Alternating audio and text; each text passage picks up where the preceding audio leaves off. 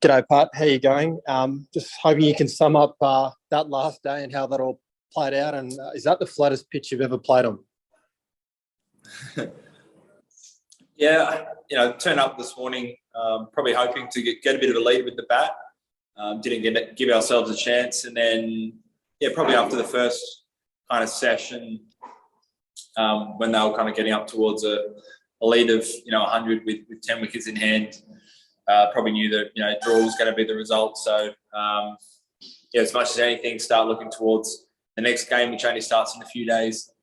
And, making sure, especially the bowlers are fresh for that if needed. In terms of the wicket, it wasn't a super fair contest between bat and ball. Played on a couple of them, but, that was right up there. And Pat, I appreciate in hindsight having two spinners might not have made a difference on that deck, but given what you've seen in the conditions here, is playing two in the next test sort of almost, you can pretty much bank on that will be what you guys will lean towards, you think? We'll have a look at the wicket first. I think it may have been helpful here, but I don't think it would have made too much of a difference. Here you're probably expecting more up and down bounce and reverse swing, which is lends more support to the fast bowlers rather than spinners. From intel from Karachi and Lahore's probably a second spinners probably the way to go, but we'll have a look. Al Farrell, please. Thanks, Mergers. Hi, Pat. Just wondering, when you look at flat pitches, how does the pitch here at Pindi compare to the MCG in the Ashes a few years back?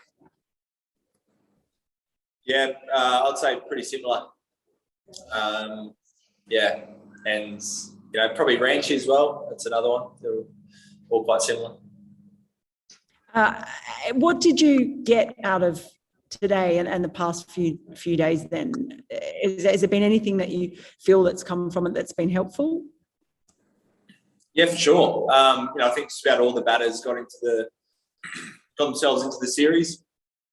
I think even today, having someone like Trav Head and Marnus both getting quite a few overs into them, I think that's really helpful, not only for this series, but they got long test careers ahead of them, where I'm sure they'll be bowling lots of overs. They're positives. I think as well, turning up to a pitch that's probably not a traditional pitch you'd get here in Rawalpindi. It's probably clear they've made an effort to try and, nullify the pace bowling. I think that's a positive. Subcontinent conditions coming away with a draw. It's not a bad result. Danielle of Cricinfo, please. Thanks. Hi, Pat. Pat, I was just wondering, with a pitch like this, is it difficult to assess how well the bowlers performed? Because obviously the numbers, you might argue, don't tell the full story with the number of runs that Pakistan scored and the difficulty in taking wickets. Yeah, I think that's fair. I thought Nathan Lyon bowled really well this test match. Even today, he probably created 3 or 4 chances that just didn't go to hand. So, it's one of those things you don't look too close at. Do you think the confidence of the bowlers, particularly Nathan Lyon, takes a bit of a hit after this, or do you just put it out of your mind because, as you said, it's one of the flatter surfaces you played on? No, not a hit at all. We've 3 quick bowlers and Nathan are all quite experienced, played a lot of cricket, really good wickets, flat wickets, bouncy wickets, spinning wickets. So, when we came over here, we knew we were going to experience foreign conditions. What that looked like, we weren't 100% sure. But no, if whoever's called on for the next test, we'll be ready to go. Bharat, please. Welcome to Karachi. Thanks, Brian. Hey, but just to follow up on that question, we hear captains when they talk about bowling on flat wickets, about making investments, especially a long series. So do you think as a bowling unit, you did enough right things where you think they'll, bear fruit as the series wears on? Yeah, I think so. Yeah, I think we all tried different things. We didn't leave, anything that I can think of that I thought, wish we tried that and had a look at that.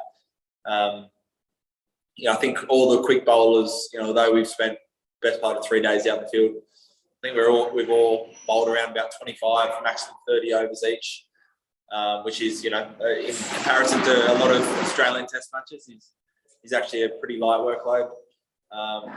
Didn't get a huge look at reverse swing this test, but that might come into it later on. But now, I was really happy with how everyone went, and everyone's come through unscathed. And just on reverse swing, Pat, I mean, there's always talk about, Test cricket in Pakistan, how you take care of the ball. And over the last 5 days, do you think as a unit, you got around it and you are getting better at it? Potentially. I think, the weather plays a pretty big part as well. There was a lot of moisture on the ground, especially the first 4 days. It's something we'll keep talking about and trying to make sure it's a factor in the series. But I think we've got pretty good plans. Thanks, Pat. Scott Bailey, please. Pat, just one on DRS. Did you see the replay of that one today that you probably could have had overturned? And do you think you were 0 from 2 on ones that you could have got overturned this test? But do you kind of hype that, especially today's one, given, dare I say it, the intensity of play wasn't as high today?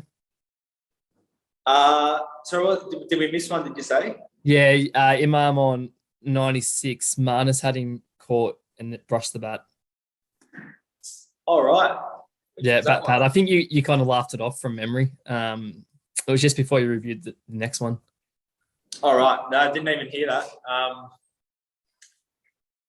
We've tried to systemize it a bit. I think the one down leg side later on was a bit of a stab in the dark. But other than that, I think we've got some pretty good processes in place that, worked for us in the Ashes. So it's pretty tough. There's a reason why the umpires don't get everything right. There's a lot of things that happen really quickly. So, keep trying to get better, keep reviewing. But, didn't hear about that one. Sorry to break it to you. Just right. Another one too, mate. If you do look at 2 spinners for your next test, do you sort of feel like the variation of having a wrist spinner or a finger spinner is the way to go? Yeah, potentially. I think we'll have a look at the wicket before making up our mind. I think it is an asset for sure having a wrist spinner. It's something a bit different, and Swepo's been bowling beautifully. So we'll get to Karachi and have a look. But absolutely, Swepo's as a wrist spinner is right, huge chance. We play 2. Thanks, mate. 4 more now, please, starting with Peter Lawler. Pat, just ask you for a couple of social observations. First, 5 days in front of that Pakistan crowd, is there anything unique about them that or any impressions you gained? And also, 10 days in the bubble, how's that going? The horns in the crowd were a feature. Are certainly noisy. They were fantastic, the crowd. I think just really just positive overall. Even, I saw late in the day, Davey was on the fence, Smithy was on the fence, and they were cheering them on. So a really, passionate crowd for obviously Pakistan, but really respectful and great for our players as well. So I've loved Dave every time we walk off the field.